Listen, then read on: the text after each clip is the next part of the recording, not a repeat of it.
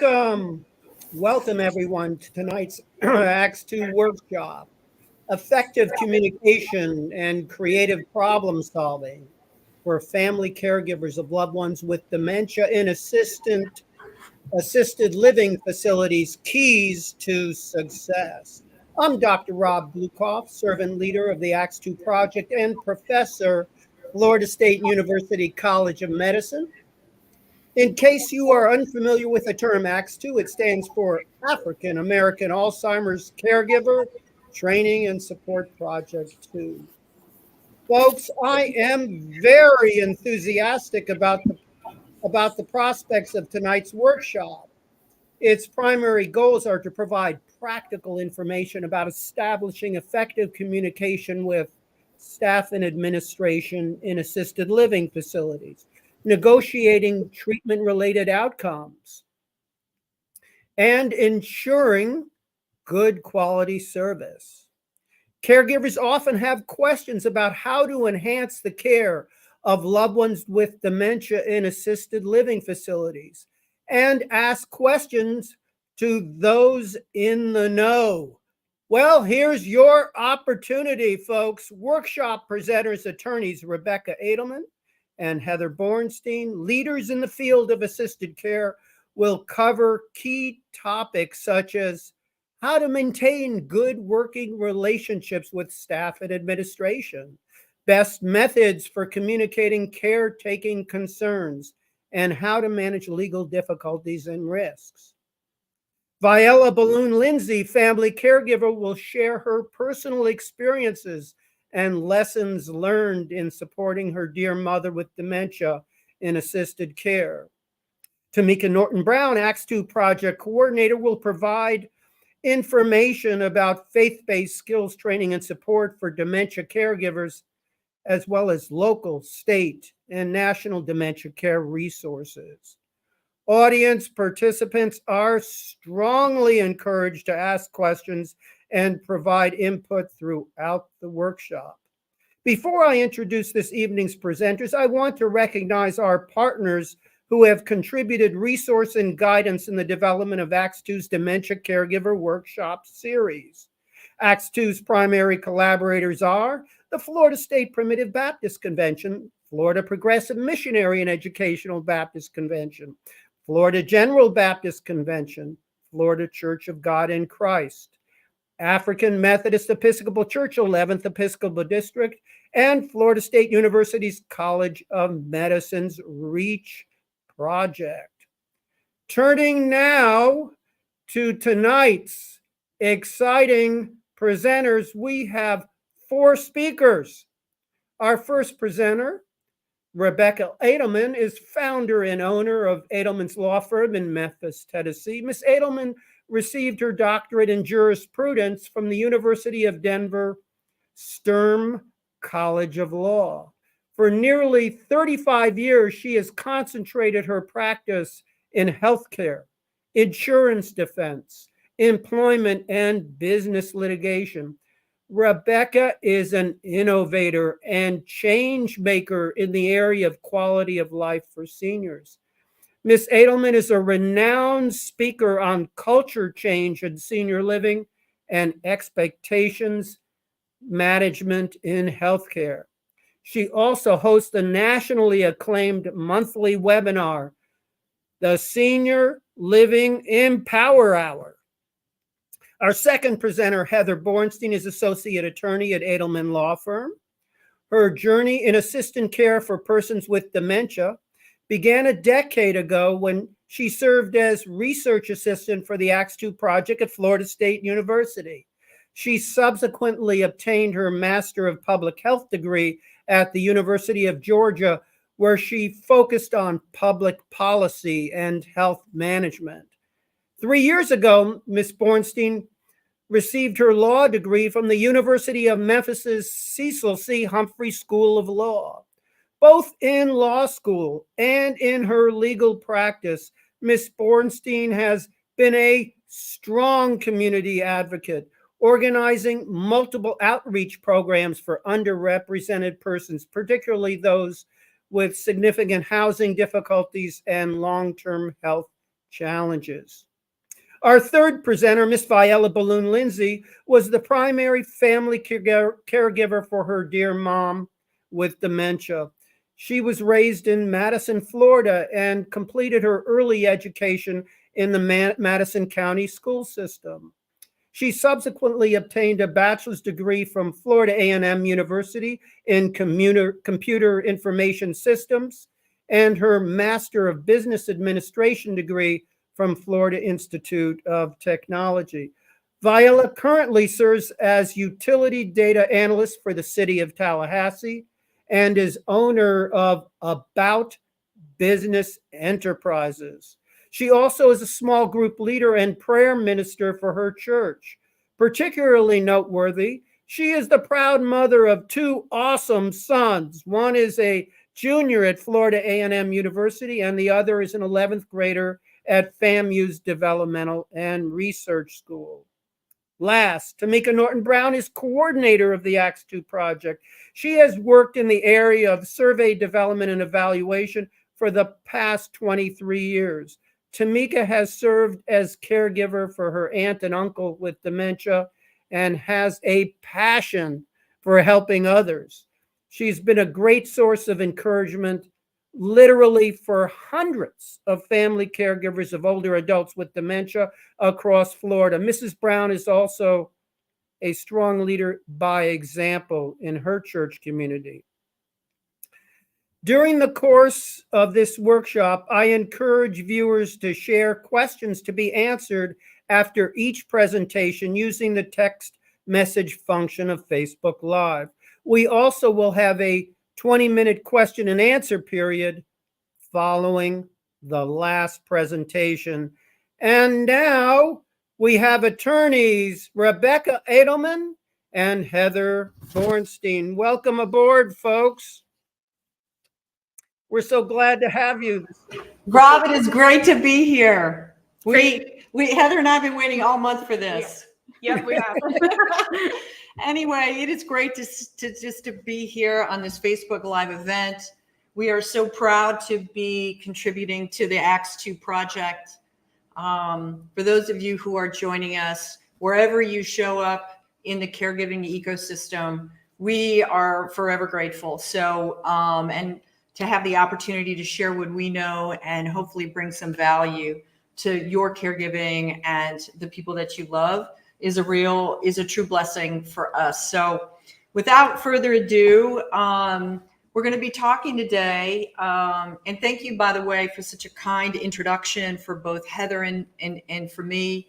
We're going to be talking today about effective communication strategies for caregivers who care for people who have dementia or loved ones with dementia, and how to communicate and develop some strategies and some plans in your assisted living communities to help you, to help your family, to help your loved ones. So one of the things I think is so important to share and sort of an overview of where we're headed is we kind of want to talk about what communication really is. We're going to talk about sort of how conflicts arise, and Heather's going to introduce that topic for everybody. And then we're going to talk about the keys to success. And then we'll wrap it up for us for our presentation.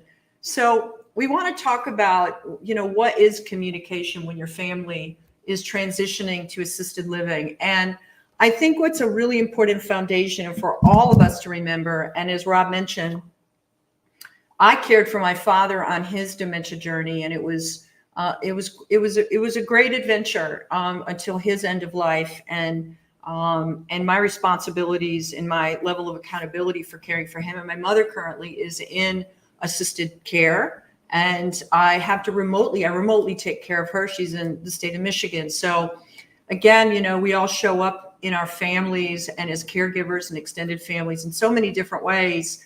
And when our loved ones transition, when the important decision comes to transition to an assisted living where your loved one's going to be living in a new place, in a new community with people congregating, it's really important to remember that our responsibilities aren't over. And there are a lot of feelings and a lot of needs that we need to share because we really are the experts, right? We're the experts to those who are going to be next caring for our loved ones with us and partnering in their care.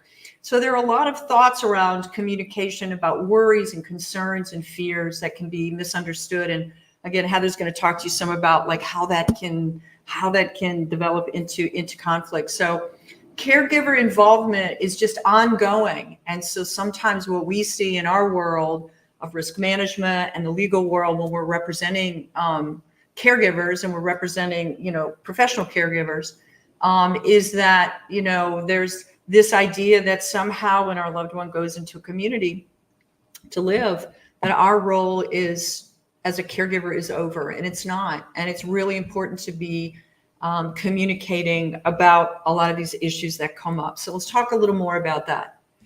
What really matters and what we have found is a kind of a foundation to communication when your loved one transitions to senior living and assisted living is your experiences, your needs, your feelings about your loved one, and the people who are going to be caring about them. It really matters. It matters for you to be able to express that. It matters to your family to be able to create, to have a willingness to express and to share and to communicate with others, whether that's communicating your needs, your feelings, or communicating conflicts that can arise. So this idea of person-centric quality of care, that's what's at the heart of it, is your whole family, your whole group of people. It can be stressful and it can certainly be confusing and emotional for families to interact with staff, especially with residents who are living with dementia. It can be complicated. Our loved ones are moving. That kind of transition can create, changes in our loved one's condition. So all sorts of things go on during this transition. So it can get stressful and confusing, and problematic interactions with families can be challenging to staff. So it's not just us having confusion in terms of being family members transitioning our loved ones and sort of redefining our role, right? Like redefining who we are if we're not the person who's caring for our loved one at home or at their home. But also on the staff side, staff are also challenged and sometimes don't know how to express themselves or to elicit information out of you. So again, this idea, it's communication. I could add something to this slide and call it collaboration. And Heather's going to be talking about that in a little bit. So here's what I want to encourage you to do. Empower yourself. And that's what we're hoping some of the takeaways are today, is to empower yourself. You're the expert in caregiving. You're the one who's had a central relationship with this person who has dementia, who is now going to be living in a new place. You are the ones who know the preferences and the priorities and the quality of life, and know about the personalized care, and you know about the whole person.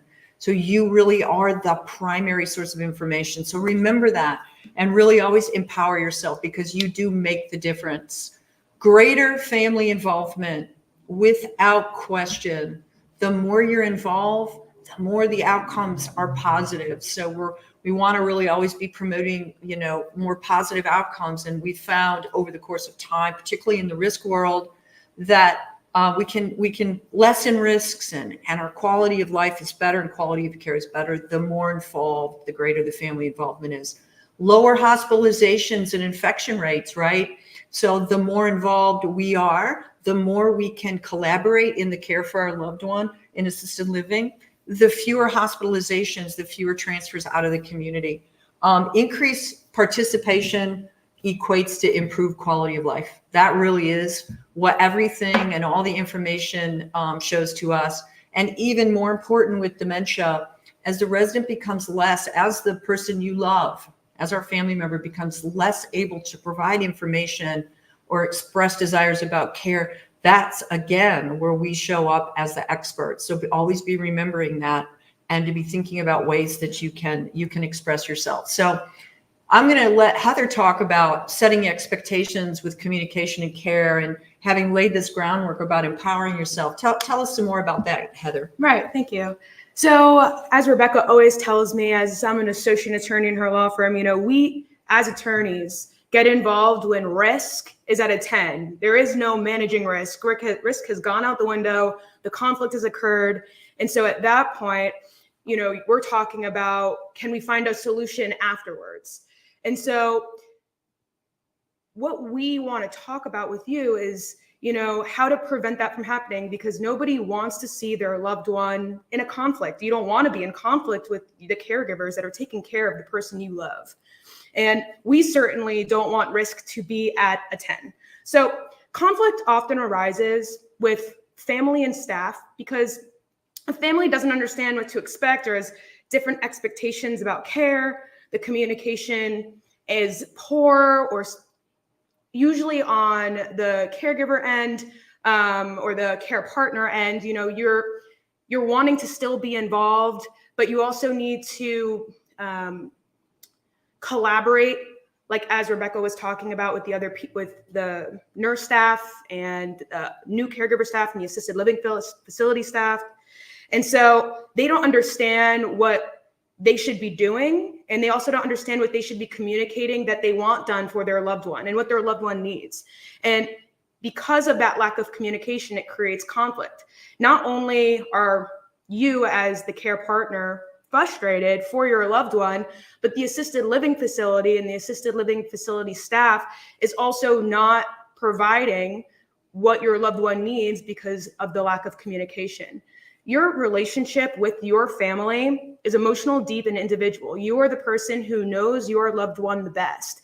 And so as soon as your loved one, it goes into and transitions into an assisted living facility or skilled living facility, the first thing that you should be doing is setting expectations with the staff and saying, I want to know X, I want to tell you Y.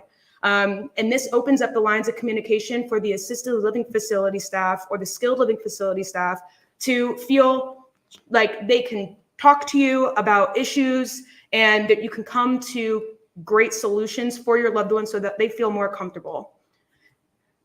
The key areas of conflict that we see on the risk level of 10 and also at the lower risk level before a lawsuit is filed is different views on division of tasks. And I touched on this a little bit.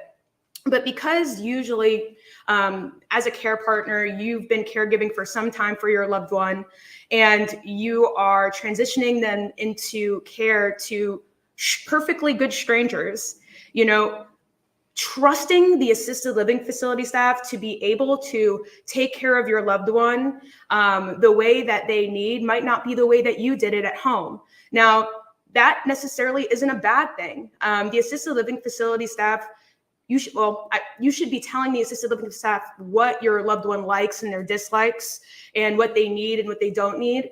But at the same time, when you're transitioning to an assisted living facility as a family member, as a loved one, it might be a little bit hard to let go.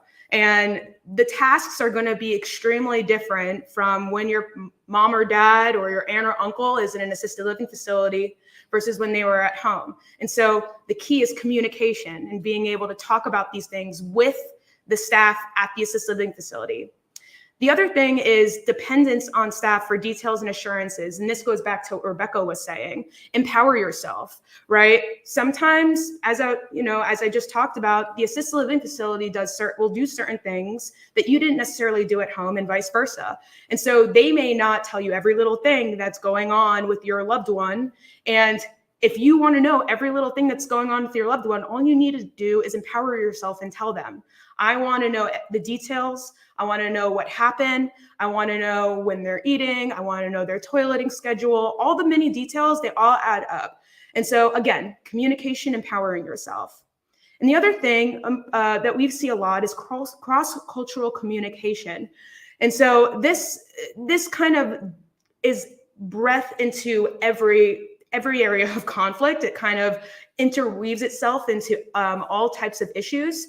And so being able to talk to the assisted living facility staff about your specific culture and what your specific loved one needs is very important, because they're not going to be the same type of culture that you are. And so they're not going to know off the bat what your loved one needs, wants, likes, dislikes, and being able to be expressive about what that communication means for you, what that cross-cultural communication means for you is important, and it will resolve conflict before it starts. And one point I would like to make, not to interrupt, but one point I want to make too is what's really important is that also, you know, there's a real spiritual and emotional health component to our loved ones, particularly when they have dementia, to be able to create that environment around them. And that may be an environment they had at home. So being able to communicate about the spiritual and emotional health of your loved one, and to keep your finger on the pulse of that while they're in the community. These are the areas that we think are the most key areas to be addressing, communicating, learning about, and to be proactive about when your loved one is in assisted living.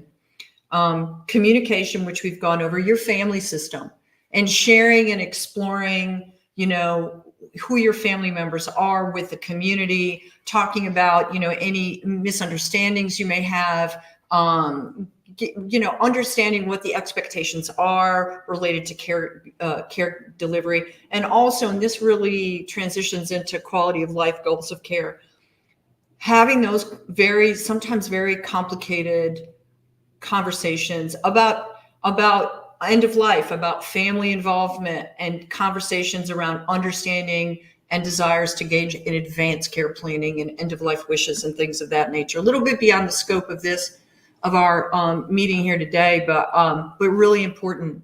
The aging process and really learning about your loved ones' underlying conditions, and relying on the community to help you with that, to talk to the doctors, to talk to the nurses, and learn more about changes that happen as we age, whether that's healthy aging or whether that's aging with chronic underlying conditions.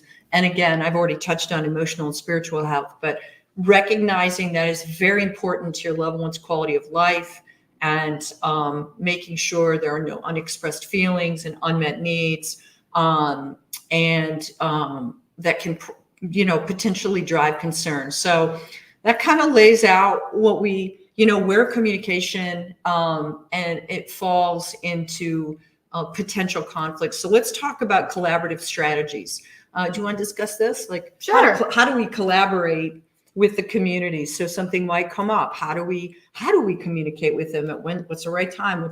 Talk a little bit about that. Right. So it could be, for lack of a better word, a little awkward, right? You want to talk to these people who are now caring for your loved one, but maybe you don't know how to do it and do it effectively. And so we've developed what we think is probably one of the best methods to do it. So first, you got to choose the right time and the right place. That's very important. And that's going to be very individual and specific to your situation. But obviously, when there's already a conflict, that might not be the right time and right place to talk about trying to resolve conflict, right? You want to do this before and in a neutral setting, and talking about your boundaries, their boundaries, what you need and they need. The next one is, when you do sit down and choose the right time and place and you are there, be specific and provide examples. For example, if you're wanting to see that your loved one eats a certain type of food, or goes to church on a certain day, or just basic necessities of life, right? And you've noticed that the assisted living facility staff isn't doing that, be specific and provide examples. It's helpful for them to actually say, okay, well, here's what we could do in this certain situation. Mm-hmm. Here's what we can do in that situation. The next thing is, listen to staff's perspective. During the conflict, you're most likely on edge, right? You're defensive of your loved one, as you should be. But at the end of the day, the assisted living facility staff, when conflict has already arisen, is the ones who were there. And so they may have something valuable to add to the resolution. And sometimes we don't, just as humans, we don't want to really listen to the other side. And that's what we do as attorneys. We sit and listen to the other sides in court, and usually resolutions do come up from that way. And so being open-minded and listening carefully. And then once you've done that, and obviously tell your side of the story as well, but once you've done that, you can collaborate well on making solutions. They have their side of the story on what happened. You've shared your examples and what you specifically want, and you guys can come together and make a plan. And the last thing, which is I believe the most important thing, following up, right?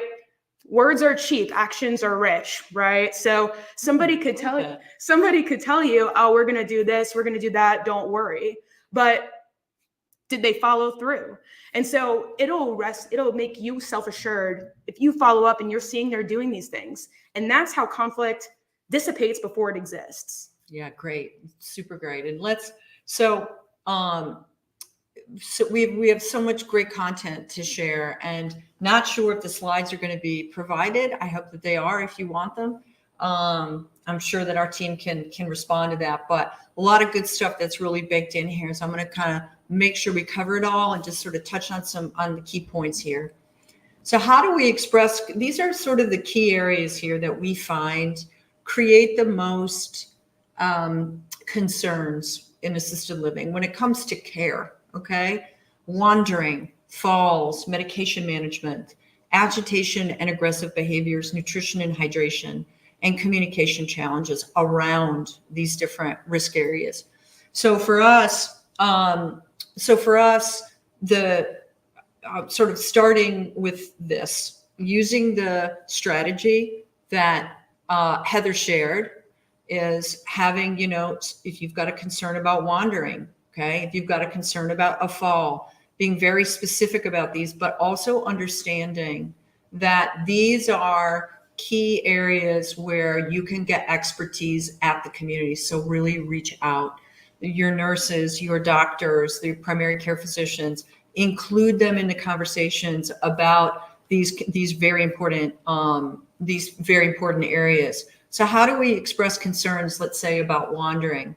Well, I came in to visit my mom at the community, and my mom wasn't there, and she was found, down the hall in someone else's room. We know that she's a wandering risk. Why? What are we doing about that? That's a real way to express the concerns versus, I am concerned that my mother could be in danger if she wanders into someone else's room. Or so framing conversations around your own feelings and needs. And I want to get back to that, as opposed to, why did you let my mom leave her room? Okay. That changes the whole dynamic around how to express, your concerns you're expressing. Why did you let my mom leave the room? The answer to that is your mom's free and she can walk around this facility and she has rights. She has resident rights and she's got the right to move around our community. We can't shut her door. We don't want to shut her door. She lives here. This is her home. So when we're communicating, really getting to the heart of it, take a minute to be thinking about what is it we're really trying to express. Usually it's fear, it's worry about our loved one's safety. It's some sense of insecurity. It's a sense of grief even. It could be a sense of you'd be mad. But get to the heart of really what's bothering you, because once you get to that place, we're all the same, because the folks at the assisted living who are caring for your family, they're also concerned that your loved one is going to be safe. That is their whole job, right? Is to take care and provide a safe environment for your loved one. So be thinking about that. Falls happen. We're here to tell you this. Falls cannot be prevented. We can have interventions. We can educate and we can train, but we can't prevent a fall from happening. Our loved ones fall at home. They fall at their new home. How do we communicate about that? We communicate about that, by saying, I came into the room and I saw my mother on the floor. I don't know how she got there. I'm concerned she could be very hurt. Is there a way we can talk about a solution to this? As opposed to, why wasn't someone in my mom's room when she fell? And to take out this emotional overload on staff.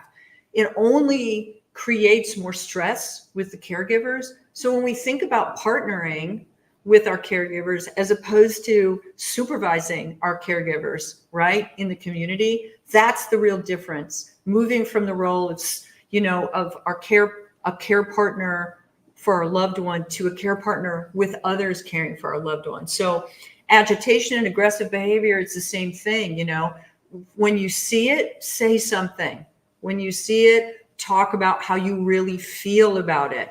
I get nervous that my mother is agitated or her dementia seems to be progressing. I'm afraid something's going to happen to her.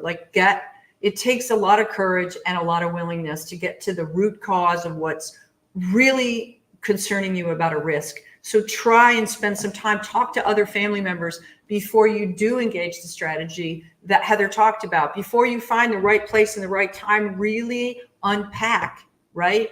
What's on your mind and what's in your heart. So that's really some good ways to address concerns.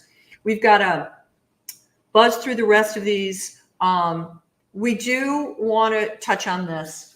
What happens if no one's listening? You just get a few more minutes. Just let's touch on the top ones here because they did get the slides. Yeah, what's happened is no one's listening. What happens when you follow up and nothing has happened, right? And we're gonna pull the attorney card out on you guys.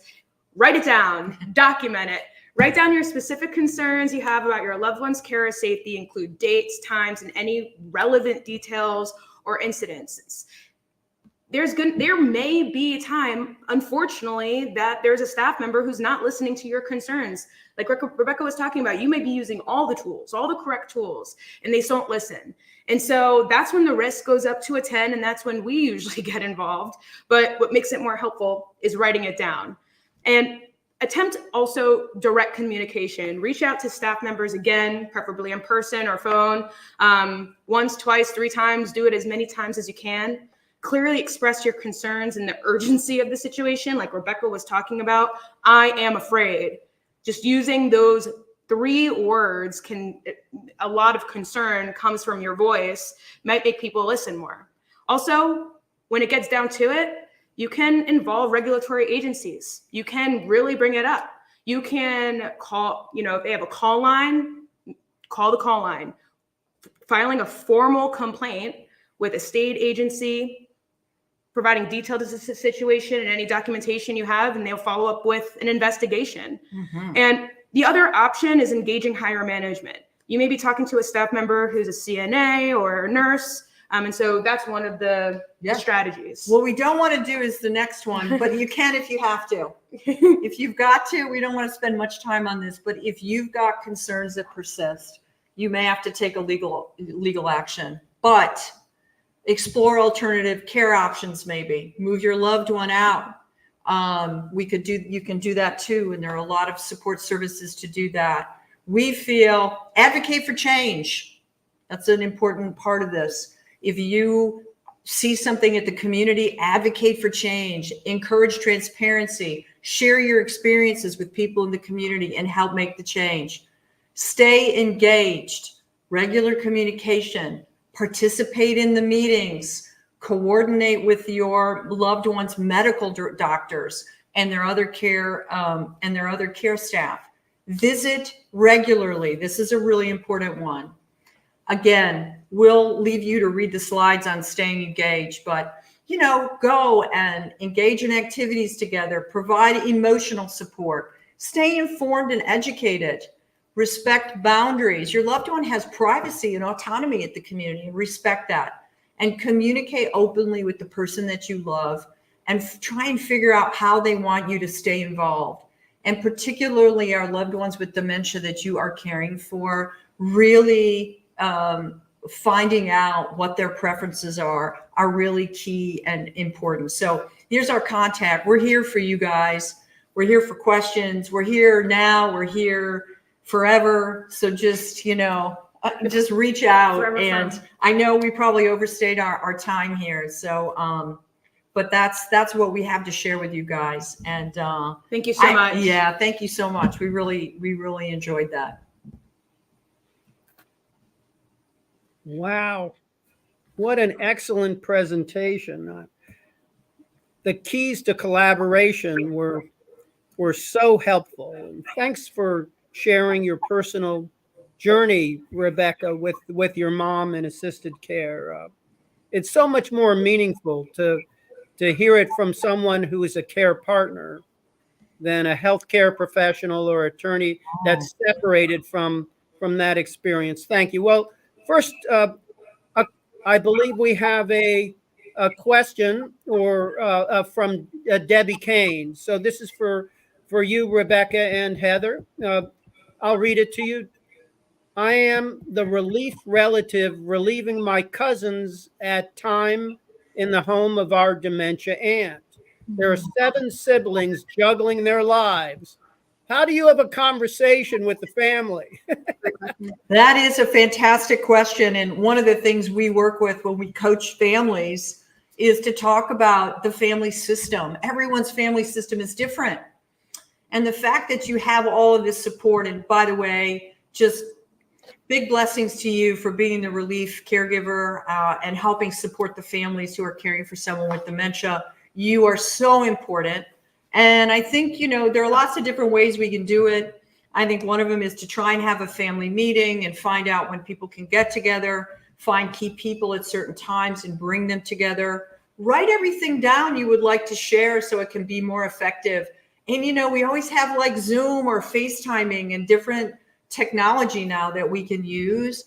But most importantly to me is, to share is that just honor how everybody can show up whenever they can show up. I think that's the most important thing, because 7 kids juggling jobs and other kids probably in all sorts of things really adds a lot of stress. So really empower each other, support and empower each other. It might only be 4 siblings you can get together, or 3, or maybe it's 1. And then, you guys can branch out and talk to other family members, but just get creative, but just continue to communicate. There's so many ways we can communicate. Maybe start a chat, right, on your phone, and start a group, a group. Those are the ways that I can think of. Great question, Deb. Thank you. I have at least 3 or 4 questions, but I'm going to wait until the 20-minute Q&A time with the panel to ask those with you, just for the sake of time. And that was just such a thoughtful and inspiring presentation. And now we have ViElla Balloon-Lindsey. Welcome, ViElla. What a great blessing to have you. And I know that this audience will be blessed by hearing your personal experiences, both the challenges that you faced as a care partner of a loved one in assisted care, and also lessons learned. Yes. I'm happy to be here, Dr. G, and just have the opportunity to share my experience as a caregiver with the persons listening. And I hope that something that I share tonight would be beneficial and allow my experiences to somewhat provide guidance and a strategy for them as they transition from home to a facility. I want to basically touch upon how I came to the realization that I really needed to get assistance because of the need for balance in my work life, balance in my family life. And then on top of that, you're also presented as a caregiver. And at numerous points in my life, I noticed that I was starting to feel overwhelmed. And although I wasn't in it alone, I also had the assistance of other family members. But a lot of times, you will always have that one person or a few people in the family who will often be the key caregivers. So in this instance, it was my mother. She was diagnosed with dementia. And before I even realized her condition, my father was actually caring for my mother. And he passed away, and therefore my mother became my sole responsibility. And just realizing that I couldn't do this alone anymore. And when I say alone, I'm not saying that I didn't have any help from the family or our friends or people in the community. But when you're, I guess, appointed, or you are basically identified as the sole caregiver, then a lot of the responsibilities as far as the care, the day-to-day care, preparing food, medication, doctor visits, all those responsibilities seem to fall in within your lap. And just coming to the realization that I needed to make a decision, and something that Rebecca and Heather mentioned earlier during their presentation, is you can't often make that decision alone. You have to also collaborate with family members and just get their advice, and you discuss the situation and to find out what is the best solution for us as we make this transition. I was fortunate to have several persons in my family who were in the health field, so that really provided some much needed support. I was able to talk with them, and they were able to provide some much needed assistance regarding the medical field as to the best thing to do for my mother. It wasn't an easy decision, because especially in the Black community, it has gotten much better now, but in the past, placing a loved one in a facility has not always been something that the Black community has grasped or has often used as a part of the caring for a loved one. So I guess that stigma sort of was over my head, and I kind of was bothered by that at first. But then I had to ask myself, if my health failed, or if I got to a point where I was unhealthy and I could not take care of my mother, then what would I do? So I decided, okay, the best decision was to transition her from home to a facility. So my strategy for looking for a home for my mother basically started with me doing research, looking at, or just researching, I should say, at all the different facilities that provided the type of care that my mother needed.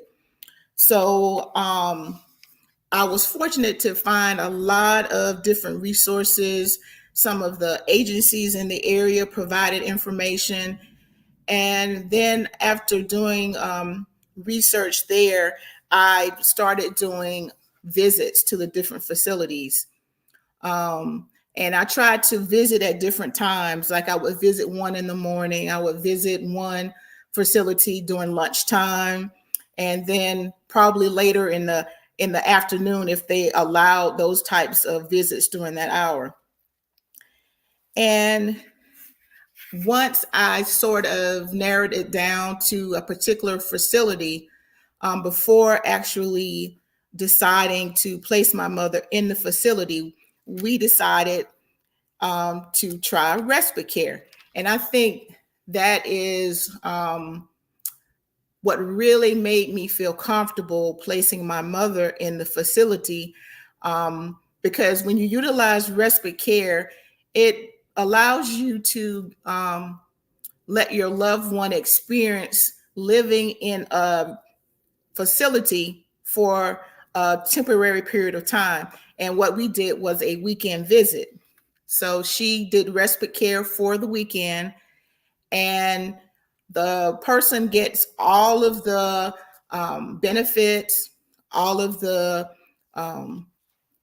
things that come with all residents. You get exposure to the different activities, you get the daily meals, the nurse care. So you get an opportunity to actually see how your loved one will adapt to living in that facility. And fortunately, before my mother was not able to communicate with us, this was when we actually had her to go through respite care, and she was actually able to give us feedback. So we asked her, we was like, well, how did you like your stay here? And she said, oh, I had a nice time. And we asked her about the different activities that they had over the weekend and the food. And she said she enjoyed it. And we, had conversations with the nursing staff. And at that time, that's when we made the decision that this was probably the best place or best facility for my mother. So that is how we basically decided to make our transition from home to the facility. And also, I think it's very important that you get familiar with the nursing staff. Also, generate a list of questions. That was something that I did, especially after speaking with different persons to get feedback about concerns I should have or things that I need to be aware of. Generate a list of questions. No question is dumb. No question is too small or insignificant. Ask questions, because if you don't, they're going to always be in the back of your mind. So after meeting with the nursing staff, and just because I had been involved in my mom's life, I did not want to change that, because I thought, or I felt, maintaining a schedule with her was very important. So I would visit during the morning hours, sometimes before I went to work. Sometimes I would visit her during lunch, and then sometimes I would often visit after work. And especially on the weekends, I would try to just pop in, possibly maybe like right before visiting hours were over.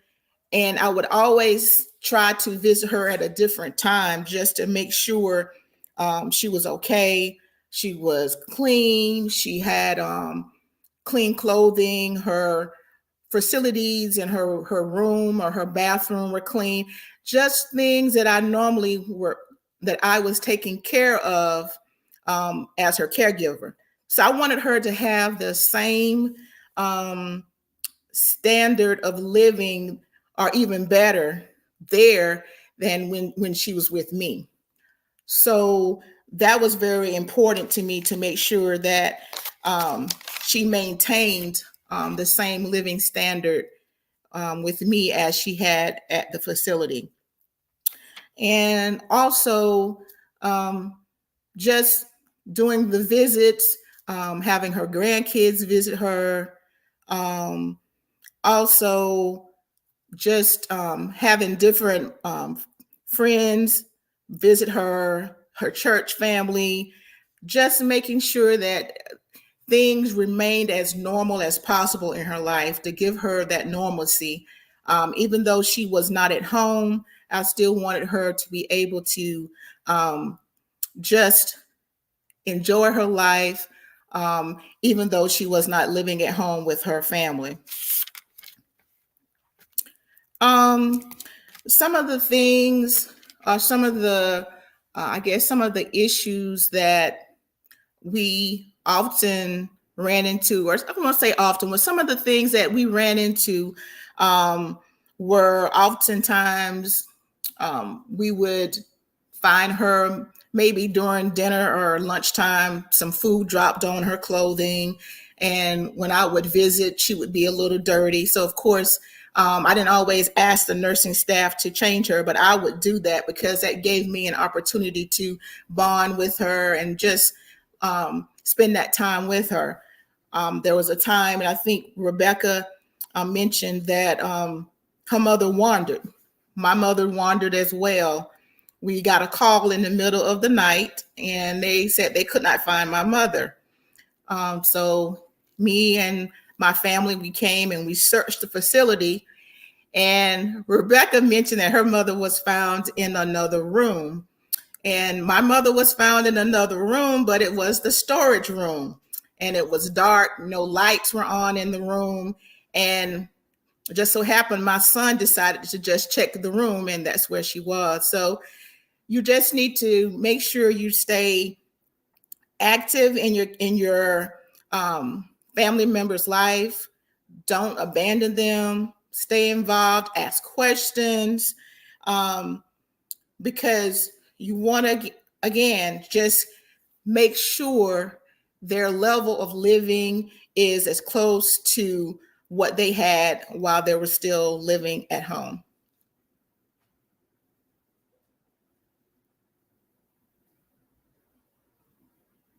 Thank you so much, ViElla. That was just so helpful. Your suggestions, I particularly like the respite care Yes. alternative, so you could have a sample of what it would be Yes. like for your mom to be in that assisted care facility. We do have a well,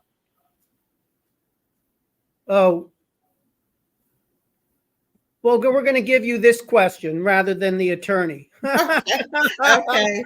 But we'll ask it the same question again to Rebecca and Heather during the question and answer period.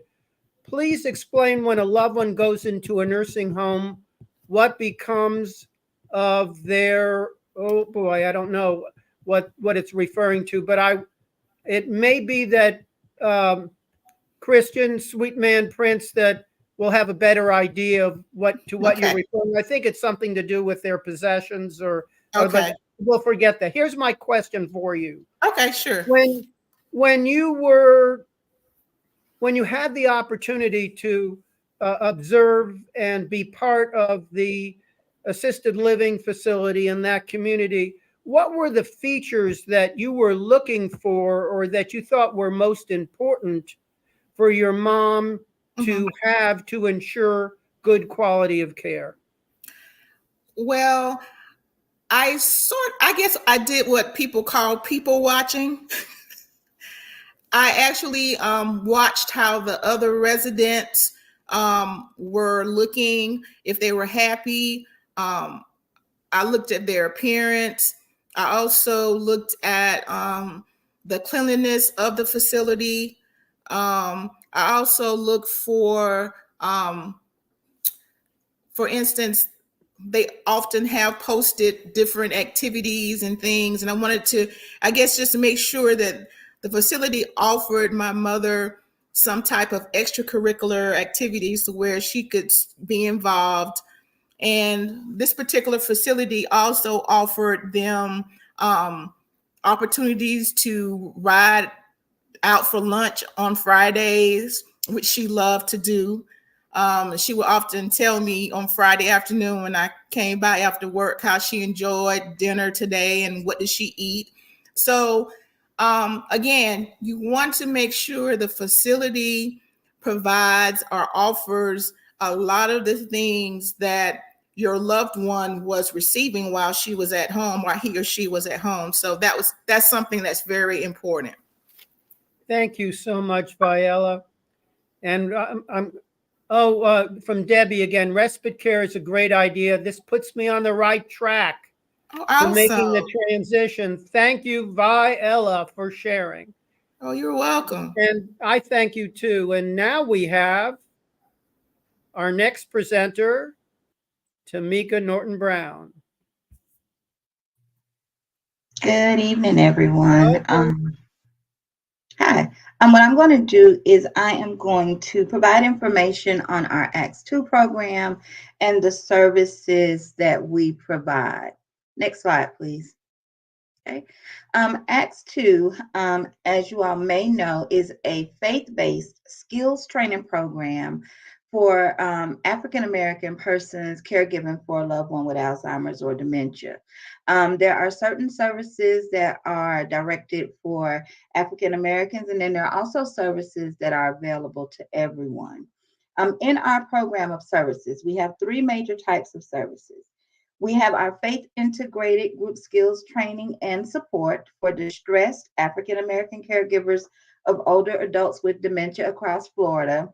And that's our 12-session program that I'll give a bit more information on in a moment. We do dementia awareness presentations, and workshops at faith, community, and elder care venues, as well as how we're here tonight on social media and print media that not only goes across Florida, but across the United States. We also have individual telephone-based problem solving and information and referral consultations, and this is available to all dementia caregivers, regardless of race, regardless of location, caregivers and other stakeholders across Florida and the U.S. Next slide, Dr. G.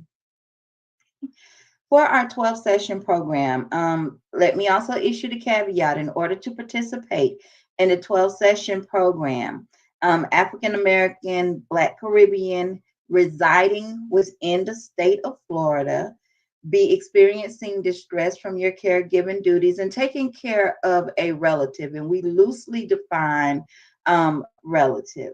You will also have to spend at least 6 hours of caregiving duties, but that does not mean the person has to live in a home with you. If you're taking care of Miss Sally down the street, who you love like your aunt, and if you consider that person to be your aunt, then we would consider that person to be your aunt. For our 12-session program, it includes 7 group skills building, so 3 caregivers in a group, and then 5 individual sessions. All of the sessions are delivered weekly over toll-free telephone by trained lay pastoral care facilitators. Let me also say that everything we do in Acts 2 is free. So from the dementia awareness workshops to the 12 session to info and referral, everything that we do is free. So we also use a toll-free telephone to conduct the 12-session program, so the caregivers do not incur any costs. When you hear us talk about lay pastoral care facilitators, those are simply lay persons, so not pastors, from the faith community or the community at large, who have expressed an interest in leading the groups, and we train them to lead our caregiving groups. In those individual sessions, so we talked about the group sessions and then also 5 individual sessions. In those individual sessions, that caregiver gets to work one-on-one to focus on goal setting and problem solving to address any concerns that they identify when they come into the program. So most caregivers who come into our program have, a couple of things that they would like to work on, and they get that one-on-one time with that facilitator to work towards coming up with some strategies to meet those goals. Next slide, please. The contents of our skills building modules. We have 6 major components. We do the overview of the basic characteristics of the dementia. So what is dementia? What does it look like? What does it look like? What are the signs? What are the symptoms? We do relaxation training that's combined with calming prayer and or meditation. You'll also notice that we talk a lot about prayer, meditation, and faith sharing. So Acts 2 is a faith-based program, which means that those elements have been woven into the actual program, but we're also ecumenical. So if a person does not profess a faith, would not stop us from rendering services to them. We also work with our caregivers on effective thinking about the challenges of caregiving coupled with scripture, just getting our caregivers to be able to change the way that they're thinking about their caregiving situation. Next slide. We also have my favorite module. I refer to it as the me time module. Easy to say, but extremely hard to do. Building in pleasant daily activities as a guard against emotional distress. So just being able to negotiate getting 15 minutes to be able to take a walk or to listen to your favorite kind of music. Communicating effectively, not only with the care partner with dementia, but with other family and health professionals. And then lastly, developing those effective problem-solving skills through personal goal setting. Next slide. This is just a bit more information on when we say we do dementia awareness training, what does that actually look like? So for dementia awareness training, our staff members will deliver both in-person and virtual dementia awareness training to family caregivers and interested parties. Some of the example topics we cover are the basic information about the characteristics and stages of dementia. So like I talked about the Dementia 101. We also talk about risk factors for Alzheimer's disease and related conditions. And then we we speak on strategies for preventing or delaying the onset of dementia. Next slide. In our individual problem-solving consultations. So that's 1 or 2 problem-solving sessions delivered over toll-free telephone. So remember, like I said, everything is done by phone, so and we use toll-free, so there's no cost incurred, by ACTS2 staff members. The caregiver will prioritize 1 or 2 goals, and then they work with the facilitator in developing an action plan. Some of the more common problems that we hear are the caregivers having difficulty getting their loved one to bathe or to participate in hygiene activities, or they're having challenges with eating or difficulty getting help from family members. We ask them, what are the things that you want us to help you work on? And then we spend the time to help them come up with some strategies to address those issues. Next slide. When we talk about information and referral consultation, 1 or 2 information and referral sessions delivered over toll-free telephone by our caregivers. Once again, that caregiver will prioritize their I&R goals, and we work with them in developing an action plan. When they call up for information and referral, I will always ask them, give me your wish list. Give me 2 or 3 things that you want us to help you find. What are some services that you need? Some of the more common ones that we hear, they want help in identifying affordable caregiving services. They want help in finding culturally responsive adult daycare centers, and then locating effective estate planning assistance. Next slide. Next slide, please. Okay.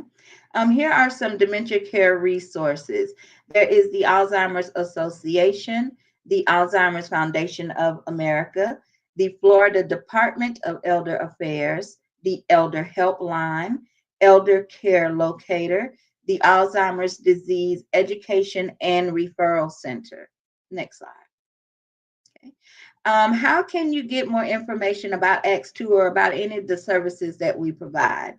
There are multiple ways to contact us. You can call us toll-free, 1-866-778-2724. My local to Tallahassee cell phone number, 850-274-4945. My email address, tnnorton@fsu.edu. You can contact us here on our Facebook page, ACTS2 Caregiver Project. You can send a message, and we do respond to any messages that are sent. What we're now going to do is take you out to our website, just to give you an overview of what our website looks like, and that's www.acts2project.org. Here on our website, we have done a revamp to make it more user-friendly, to put all of the information that you need basically at your fingertips. So if you would go to Program of Services, please.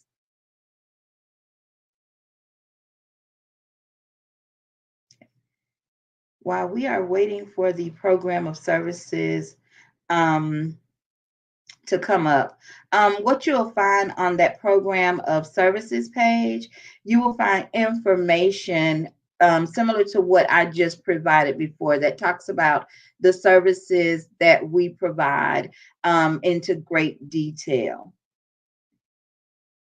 Okay, if you will go to Caregiver Resources, please.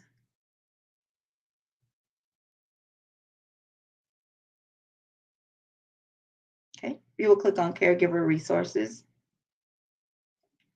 On our Caregiver Resources page, we have included a video archive of all of the Facebook Live presentations that we have done. We've been doing these for a couple of years, so you're able to go back to the page on our website and view those videos. We've also included prayers and readings. We have information on the basics of dementia. We even have information on caregiver well-being, just to kind of how we talked about giving the caregiver information that will help them address their issues and concerns. So we have located all of that information under our caregiver resources. If you would go back up and click on Donate, please.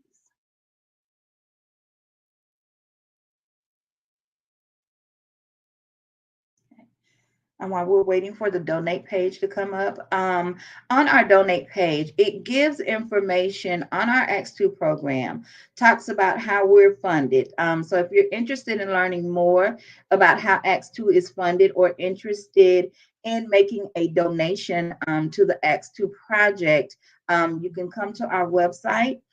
Click on the link that says donate to the ACTS2 annual budget now, and it will take you to the needed information for that. Okay. If you will go back up and click on contact us, please.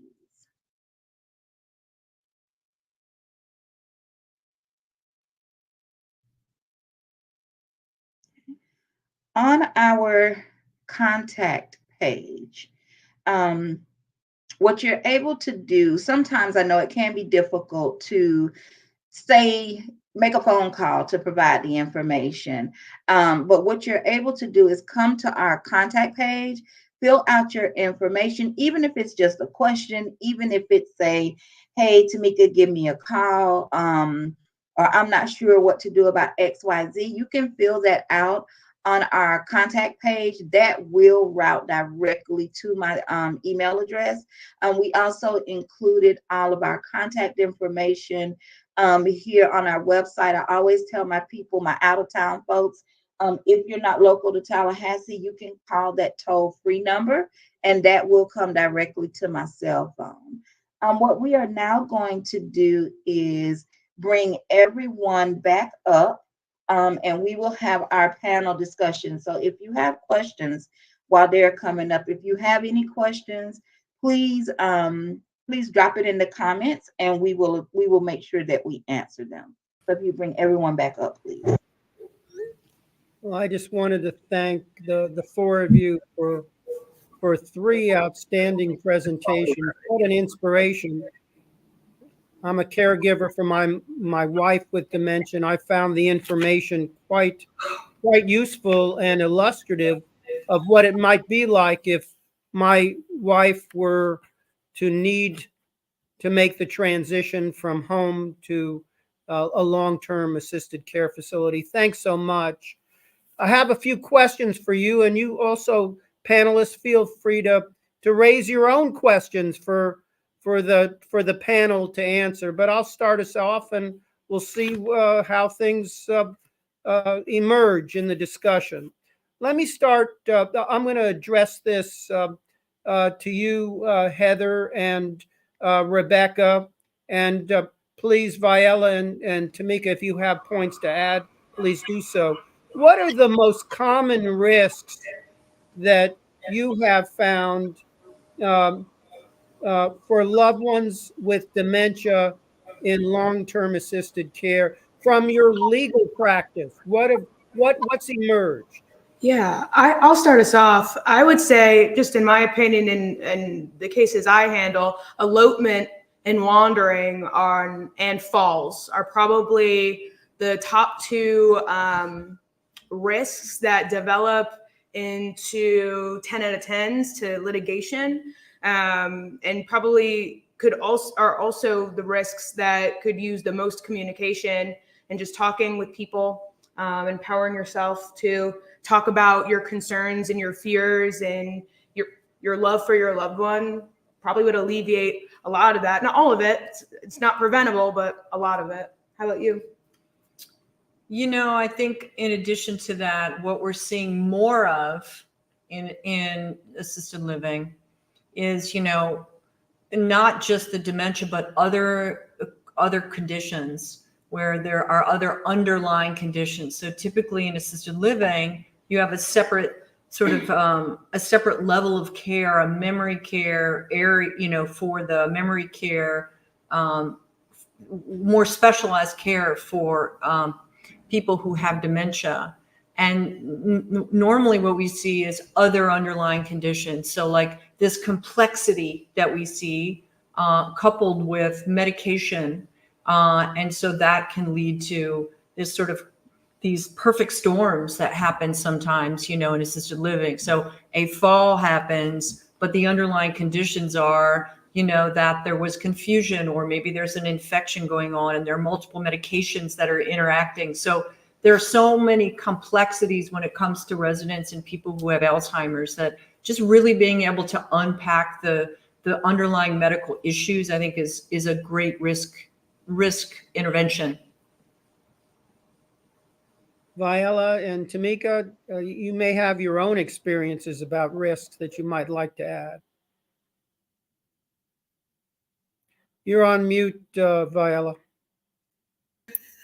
Thank you. That's all right.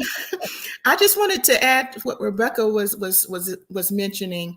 Something that I experienced with my mother was repetitive dehydration. And we often made several trips to the hospital where the doctor basically had to have the hard conversation with me and say, you're basically just delaying the inevitable, because as your mother progresses and her dementia worsens, she's going to continue to, be dehydrated. So that was a tough pill to swallow. And, but, again, that's why we're here, to try to help people, to help prepare them for certain situations and things that might come up. So, of course, the stop eating is first, and then the next thing is the lack of drinking, which is very important to the survival of the body and of your organs and your system. So that was a sad part of my journey with my mother, when she actually had to go through that part where she stayed constantly dehydrated. Thank you. Tomeka, any experiences that you'd like to share? I know that your uncle was in, I believe, before he passed, with vascular dementia in long-term care. Yes, both of them were. And Both. if I'm completely honest, the biggest risk that I dealt with was my other family members. May seem strange to put it in that way, but oftentimes, if you're the one that's looking at it and saying, okay, these are the things that we need to do, and then everybody is pulling against that, because everybody accepts things in their own way, and everybody processes things in their own way. So some of the things that I dealt with, and some of the obstacles and hoops that I had to jump through, were basically because I'm fighting for one thing and other family members were pulling for something else. So that was the biggest risk that I had to deal with in my caregiving situation, was just the dealing with my other family members. Thank you all. I have another question for you, although we touched upon this briefly, but I thought it would be really, really good to have an elaboration. What were the factors for you, Rebecca, Tomeka, and ViElla touched upon this, in choosing a memory care unit or in a assisted living facility, that were most important to you in selecting the facility for your family members to reside? Anyone can go. Well, I can just share that sort of the key pieces for me was that safety, that there was safety awareness at the community. Secondly was like compassion and the emotional aspects of the people who were caring for my dad. Like, you can just tell. You have to spend some time getting to know the people who are going to care for your loved one, but just, are they really passionate about what they're doing? Or is it just a job? And if it's just a job, to me, that's one of the missing pieces there, is just, the level of empathy and the level of compassion. So those were some important factors. And, just the basic stuff of like, is it clean? Do people look happy? Is the food good? Things you want in your own home. People walk into my house. Does she make good food? Does her house look clean? You know what I mean? And the things that we want in an environment where we're going to thrive. So those were mine. Tomeka? By the time my loved ones got to the point of being in facilities, they were at the level where they needed a lot of care. So the main thing for me, the thing that I'm a person, I go off of vibes. Okay, what's the vibe? What's the vibe given? And I always kind of lead with my intuition in anything that I'm doing.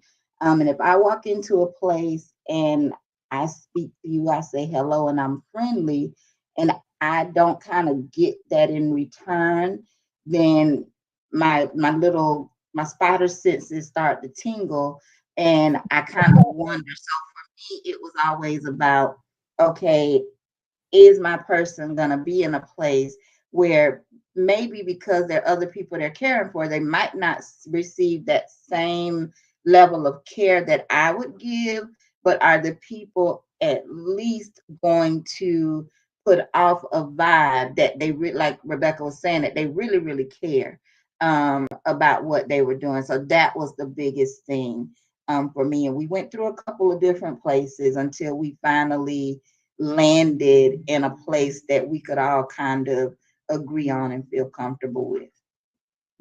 ViElla, any additional comments related to vibes and being able to interpret the vibes in a way, not only for the initial visit, but over the long run? I think everyone has pretty much summed it up, but I will say use your five senses when you first walk into the facility. Use your eyesight. What things catch your eye? Does it smell clean? You know, I guess as mothers and as people who take care of our own homes, you can sometimes actually can smell the cleanliness of a facility. And like Rebecca was saying, is the food, how does the food taste? Maybe you should eat lunch there prior to placing your loved one there. See how the food tastes. So again, utilize your senses, and like Tomeka said, intuition, trust your gut feeling. If you don't feel this place would be a great fit for your loved one, then mark it off and keep looking. I think I'd like, we have from Max Daniels, great point by Rebecca about underlying conditions. The perfect storm analogy really resonated with me. Thank you, Max Daniels. Any other affirmations? Oh, safety awareness, compassion, and of course, food. More great points, Rebecca.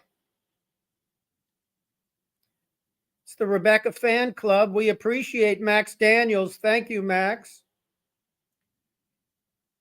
Any other affirmations or questions, Esperance, in the background? I'm just asking our social media coordinator, and then we'll, okay. Before we close it tonight, I just wanted to maybe ask one question that maybe comes from the panel that you would like to have addressed by other panel members, if there is a question. I have a question for these beautiful women. Is that what was in your self-care toolbox? How did you care for yourselves? Good one. Something that I learned as going through the ACTS project myself was that I had to start, or should I say, I had to stop feeling guilty for taking time off for me. So what I did was, especially maybe like on the weekend, I would find someone who could sit with my mother so I could actually spend some time with my family or do something fun for me, a movie, go bowling, just doing something differently that would basically just take my mind off of the situation. So that's something that I often did. Tomeka? And for me, and I am very open and honest about the fact that when I was caregiving, I worked in this program telling other people, live your best life and do what you need to do and take care of you. I didn't do that. I will never pretend that I took the time to take care of me and do the things that I needed to do. What I did is I shifted that into pouring that love on the other people. So what fulfilled me was being able to have a caregiver call me up and be extremely distressed. And I take the time to kind of sit with them and talk with them and reassure them that I truly understood what happened to them. So self-care for me looks a little bit different than most people would imagine it. For some people, it is, stepping away, taking a break, going on vacation. For me, it's taking care of people who I feel need me. That's how I get my fulfillment. So my self-care is a little bit different. I am learning to rest. I am learning to take a nap every once in a while, but it has been a hard lesson, but I'm working on it. Yeah, well, we have Corey Howard. Thank you, Corey, for your affirmation. This was a great conversation, everyone. Thank you, Corey. Debbie Kane, this has been very informative. Thank you, Debbie. Dr. Novakovsky, our own advice is the hardest to take, and showing up for ourselves takes work. I would say an amen to that. We can't do that fully without the support of peers, and we shouldn't have to. This is always one of the most powerful messages I take away from these workshops. The reinforcement is so helpful too. Thank you, Zan. And now, I'm going to ask each of you to give a final thought, and I'll follow up. Let's start with Heather and with Rebecca. You go first. You go first. You go first. You go first. What's your final thought? What's my final thought? Well, I am as Dr. G graciously introduced me. I am only 3 years into being an attorney and working in long-term litigation, though I have previously been with the ACTS2 Project, and I brought those talents to my master's in public health. And these workshops I have attended myself, and I've learned a ton of stuff just by watching these, and I just feel absolutely blessed that I'm able to collaborate, and that I'm learning every day about assisted living and skilled facilities, and I have a great mentor over here, so she's always teaching me, and I'm learning just like you guys. But thank you guys for having me. I really appreciate it. Thank you, dear Heather. Rebecca? My final thought is that it just takes a village, and it always will. It always will. It always has, and it always will. And the more we can create villages and collectives like this, the more healing, the higher the vibration, we can elevate it. So thanks so much for letting me share my final thought. Thank you, Rebecca. ViElla? I just would like to mention if there are any persons who are interested in just finding out more about the ACTS2 project and just learning how to utilize a multitude of different skills and ways to be a better caregiver. ACTS2 program is awesome. I went through the program, and I would highly recommend it to anyone.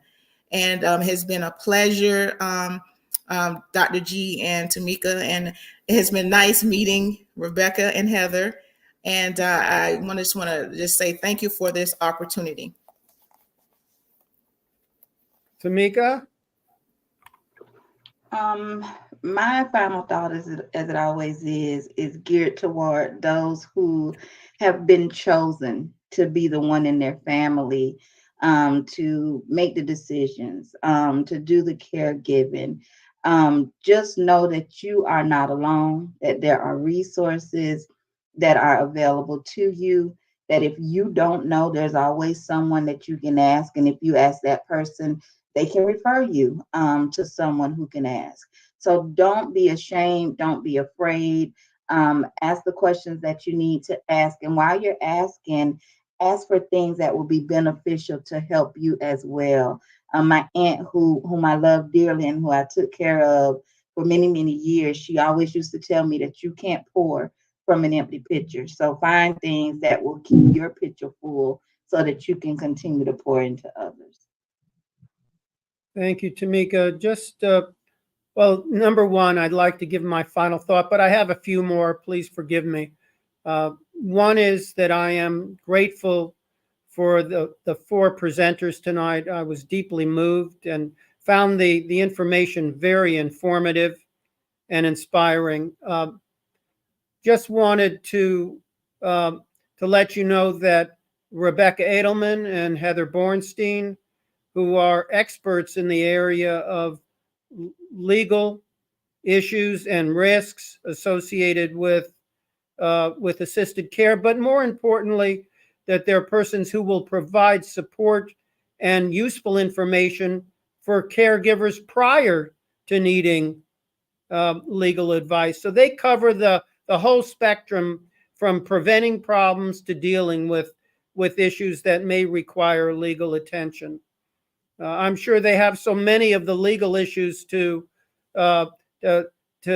manage on a daily, monthly basis that they're very happy to work on prevention so that they can prevent those problems from occurring in your lives. And I thank ViElla Balloon-Lindsey for her contributions, and Tomeka. Just altogether a wonderful effort. I'd like to thank the audience as well for your participation. Without you, we could do nothing. And we need your help. We need your response to our offerings. And thank you for those who presented affirmations and questions. Thank you for your contributions. Please follow us, folks, on the ACTS2 Caregiver Project Facebook website. Our next workshop will focus on the memory disorder clinic system across Florida, the wide array of assessment and interventions they offer, and how to best prepare your loved ones for these services. We'll soon announce the date for this workshop on the ACTS2 Caregiver Project website. Also, I would like to let you know that if you did not register for this conference and have not received the slide presentations, please let us know. You can call, what's the number, T? The toll-free telephone number?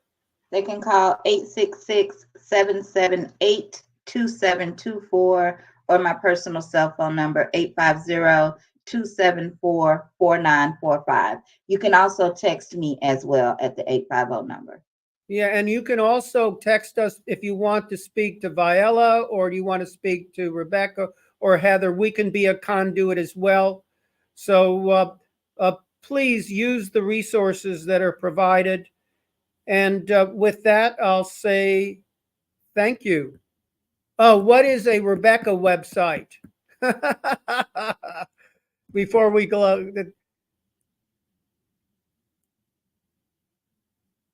It's Adelmanfirm.com. Thank you for asking. www.adelman, Adelman firm.com. You'll find our emails there. You'll find resources there. Anything you need, anytime. So with that, we thank you. It's been a great blessing and an honor to present this workshop to our dear audience. We thank you, and we'll see you at hopefully the next workshop that we're going to be doing on memory disorder clinics across the state of Florida.